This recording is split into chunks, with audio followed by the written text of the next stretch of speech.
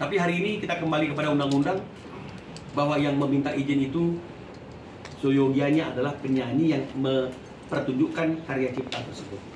Ya, jadi ini yang perlu kami sampaikan. Oleh karena itu kami berharap setelah ada putusan ini, meskipun ini belumlah inkrah, ya, tapi masih ada upaya hukum yang bisa dilakukan oleh pihak yang tidak puas atas putusan yang dikeluarkan oleh pengadilan niaga di tingkat pertama ini dengan melakukan upaya hukum kasasi. Tapi kami berkeyakinan karena pertimbangan hukum yang dikeluarkan dalam perkara ini sudah merujuk kepada undang-undang hak cipta dan bukti-bukti yang cukup kuat, kami berkeyakinan bahwa diperiksa di tingkat manapun pasti hakim yang memeriksa atau pihak kepolisian yang memeriksa perkara pidananya tidak akan berpendapat jauh dari apa yang diputuskan oleh putusan ini, karena putusan ini dilandaskan pada ketentuan undang-undang hak cipta seperti apa yang kami sampaikan dari sejak semula. Jadi mudah-mudahan teman-teman komposer ini bisa mendapatkan apa yang menjadi haknya yang selama ini tidak dibayarkan dengan secara fair. Dan saya mungkin teman-teman cukup sekian dan terima kasih. Nanti kita bisa berkembang dalam pertanyaan, dan selanjutnya saya berikan kesempatan kepada teman-teman dari aksi untuk memberikan pernyataan atas perjuangan dari anggota aksi yang sudah membuahkan hasil. Kami ibaratnya kami merayakan atau kami mensyukuri sebuah peristiwa penting bahwa selama kurang lebih 1,5 tahun perjuangan dari Ari Dias sebagai anggota dari aksi Asosiasi Komposer Seluruh Indonesia, hari ini kami ingin menyampaikan bahwa ini adalah sebuah istilahnya sebuah contoh atau role model, atau dalam bahasa hukumnya jurisprudensi, bahwa ada sebuah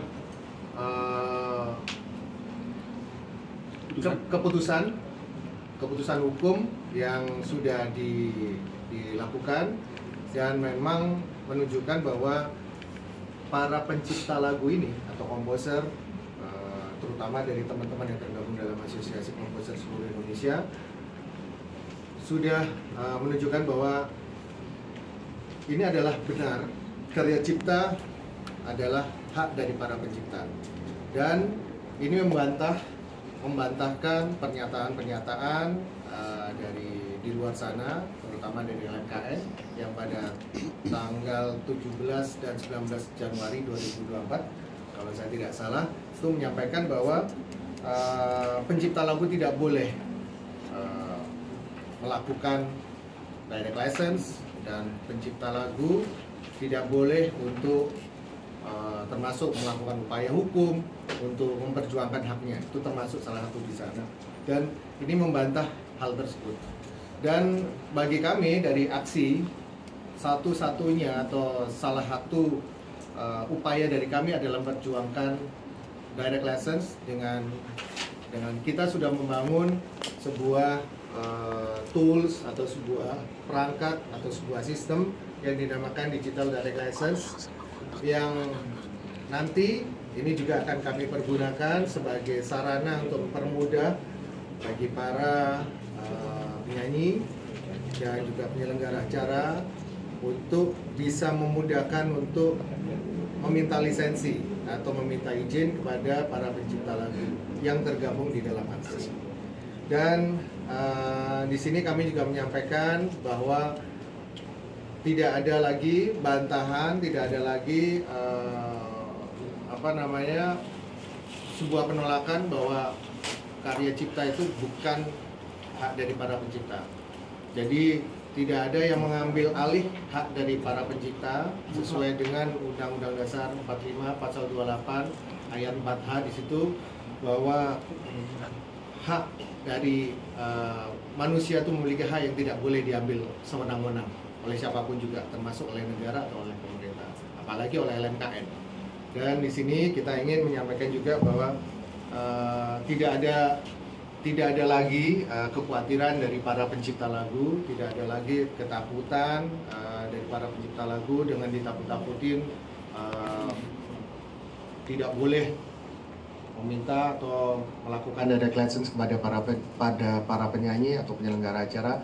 Di sini kita bisa menyampaikan bahwa hari ini kita menyampaikan bahwa itu adalah tidak benar, dan kami akan berjuang terus supaya para pencipta lagu bisa mendapatkan kesejahteraannya lagi, supaya bisa mendapatkan hak-haknya lagi kembali, karena dalam sebuah konser pertunjukan live musik, satu-satunya pihak yang tidak mendapatkan haknya itu hanya pencipta lagu. Coba kita bayangkan ketika sebuah konser ada penyanyi atau ada band atau ada artis penyanyi yang menyanyikan lagu, di situ ada kru, ada pemain band, ada player, ada sound lighting, sound engineer, ada video DJ, ada semua orang kru panggung, semua dibayar. Sampai yang bawain kopi aja dibayar. Tapi pencipta lagu nggak ada yang memperjuangkan haknya. Padahal itu memakai lagunya pencipta lagu. Jadi kalau itu dianggap kita melanggar karena kita meminta atau memperjuangkan hak kita, hari ini kita membuktikan bahwa itu tidak benar, dan sudah ada keputusan dari Hakim Pengadilan Niaga bahwa memang para pencipta lagu ini punya hak untuk izin. Para pencipta lagu itu memiliki hak untuk memperjuangkan karyanya, dan para penyanyi atau penyelenggara acara harus meminta izin kepada para pencipta lagu, izin atau lisensi. Ya, jadi di sini kita menyampaikan bahwa jangan sampai yang satu menimbun berlian karena dengan tiket konser yang mahal, dengan penyanyi yang bayarannya juga sampai ratusan juta, tapi yang satu mencari periuk nasi aja susah. Jadi di sini kita menyampaikan bahwa rasa berkeadilan, rasa kemanusiaan yang kita perjuangkan sudah berhasil dilaksanakan oleh Bang Minola Sebayang selaku kuasa hukum dari Ari Bias, dan Ari Bias juga sudah terus berjuang untuk memperjuangkan haknya, dan hari ini kita mencapai keputusan yang sangat luar biasa buat kami. Aksi akan, walaupun ini bukan akhir dari perjuangan, karena kami akan terus berjuang untuk memperjuangkan hak berikutnya. Terima kasih.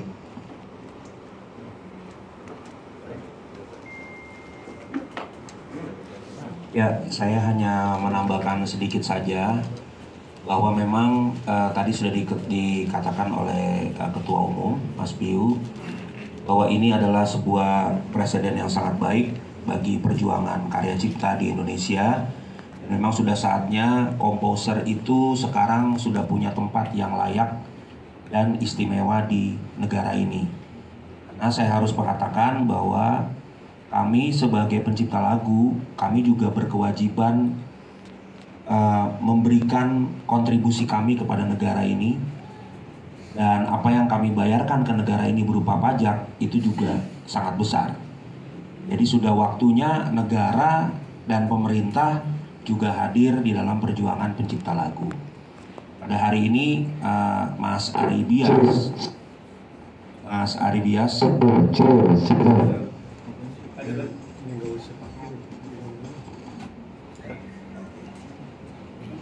Ari Bias telah berjuang mati-matian selama 1,5 tahun bersama dengan Bang Minola Sebayang dan Aksi sebagai organisasi yang menaungi.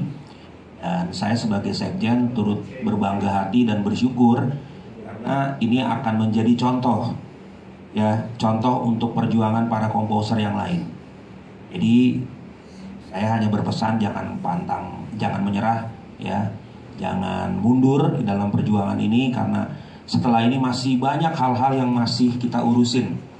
Setelah Ari Bias ini juga banyak hal-hal baik itu komposer di tahun 80-an, di tahun 70-an, di tahun 90-an, bahkan di tahun 2000-an itu juga harus kami perjuangkan juga. Bukan demi selebrasi organisasi, tapi ini semata-mata demi keadilan bagi industri musik Indonesia. Itu aja dari saya.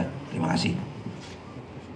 Oke, jadi saya ingin menambahkan seperti apa yang tadi disampaikan oleh Mas Piu sebagai Ketua umum aksi terkait dengan masalah LMK dan LMKM ya. Di dalam pertimbangan Majelis Hakim dalam perkara ini ada tuh ya di halaman 70.